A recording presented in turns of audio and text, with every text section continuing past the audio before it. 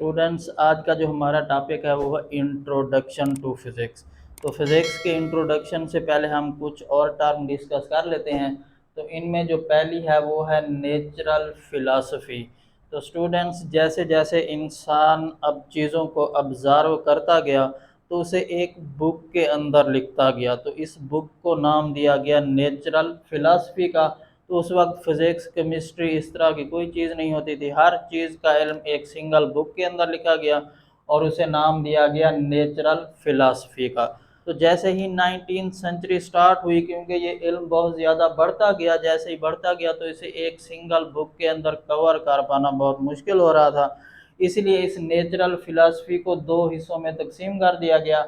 एक है physical sciences और दूसरा है बायोलॉजिकल साइंसेज। तो फिजिकल सेंसेस क्या होती है? The senses which deal with non living things. मतलब ऐसी सेंसेस जिसके अंदर हम सिर्फ नॉन लिविंग थिंग्स को, यानी कि बेजान चीज़ों को डिस्कस करेंगे, तो वो होती हैं फिजिकल सेंसेस। दूसरी थी biological senses, the senses which deal with living things.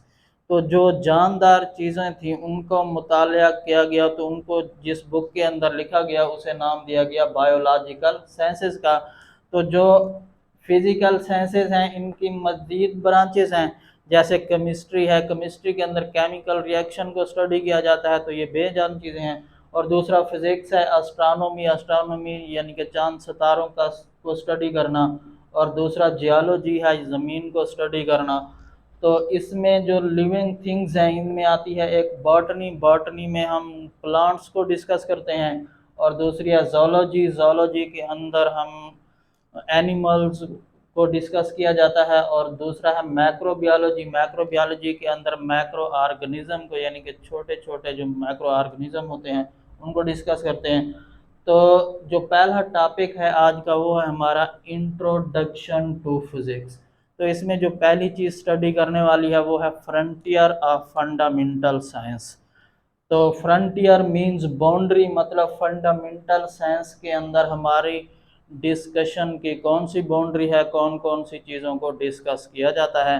तो ये पहला शॉर्ट क्वेश्चन भी हो जाएगा, what are the frontier of fundamental science. There are three frontiers of fundamental science. The first one is the world of the extremely large, the universe itself. मतलब इसके अंदर हम बहुत बड़ी चीज़ों की स्टडी करेंगे, जैसे एक पूरी यूनिवर्स है, यूनिवर्स बहुत ज़्यादा बड़ी होती है, तो पूरे यूनिवर्स को की स्टडी की जाती है फंडामेंटल साइंसेस के अंदर। और सेकंड वन है the world of the extremely small. तो इसमें बहुत सारी छोटी छोटी चीज़ों को भी डिस्कस किया जाता है। तो स्मॉल चीज़ों में कौन सी आती हैं? That of the particle such as electron, proton, neutron and मीजॉन।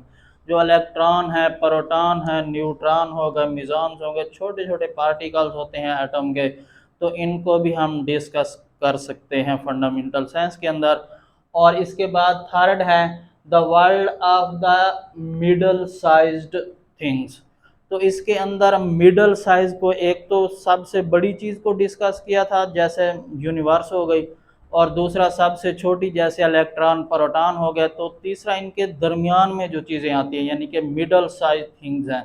तो मिडल साइज थिंग के अंदर तो आती हैं from molecule eight one extreme.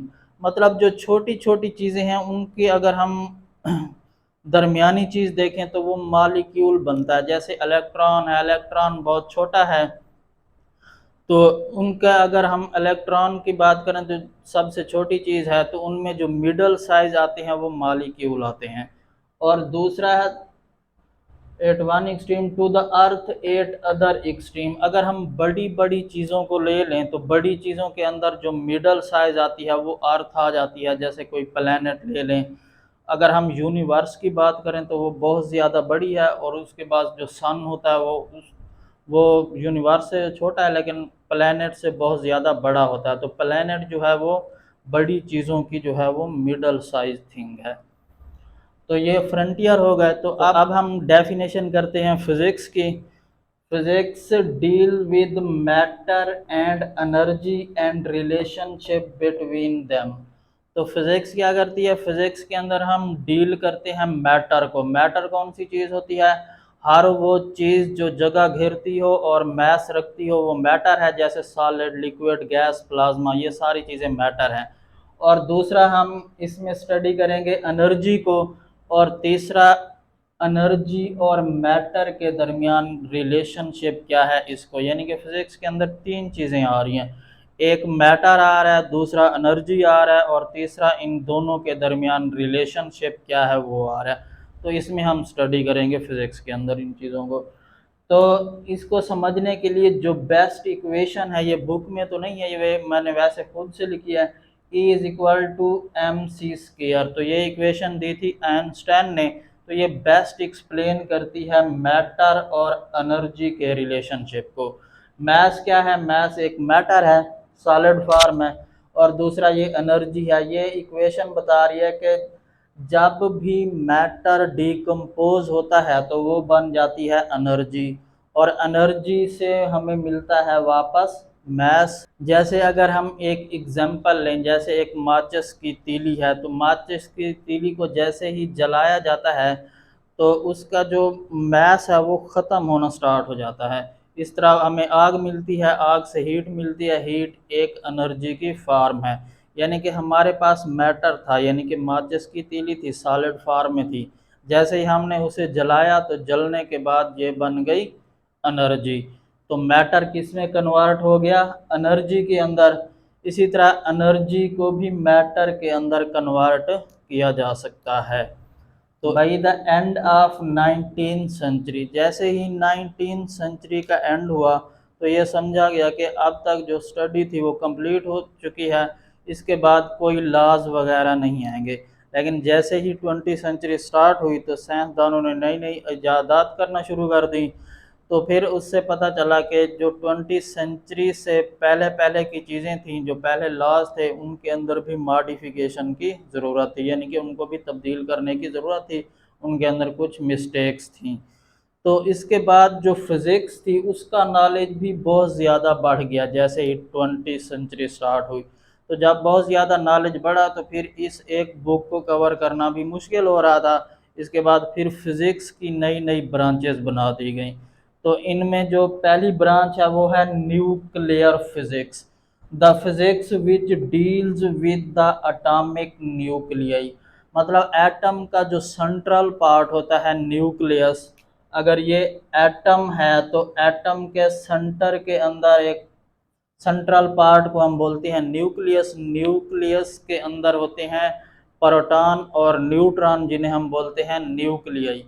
तो न्यूक्लियर फिजिक्स के अंदर हम क्या करते हैं, एटॉमिक न्यूक्लियाई की स्टडी करते हैं। मतलब न्यूक्लियस को स्टडी किया जाता है और न्यूक्लियस के अंदर जो भी चीज़ें होती हैं उनकी स्टडी किया जाता है। Particle physics, particle physics, the physics which deals with the ultimate particle of which the matter is composed. मतलब जिससे मैटर बना है उस पार्टिकल को हम डिस्कस करते हैं, पार्टिकल फिजिक्स वो कहलाती है। तो अल्टीमेट पार्टिकल कौन सा होता है, आखिरी पार्टिकल, मतलब जो छोटे से छोटा पार्टिकल हो जिससे जो मैटर है वो बना होता है। तो छोटे से छोटा जो पार्टिकल है वो एटम हो गया। तो इसमें हम स्टडी करते हैं पार्टिकल फिजिक्स के अंदर एटम को, मतलब वो चीज़ें जिनसे मैटर कंपोज्ड है, बना हुआ है। तो एटम से बना होता है, तो इसके अंदर हम डिस्कस करेंगे एटम को।